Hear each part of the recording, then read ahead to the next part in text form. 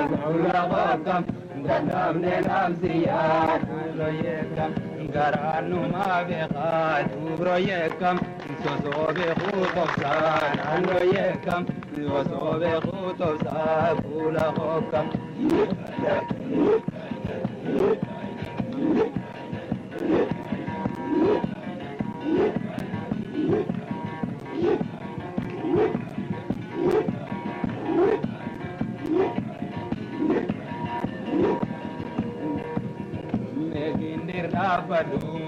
Royekam wala buda wadu nanoyekam wala buda wadu royekam Namandur ganisu nanoyekam jinni godaya se kula gokam jinni godaya se nanoyekam nibeita walisi royekam shankora ramisi nanoyekam shankora ramisi kula gokam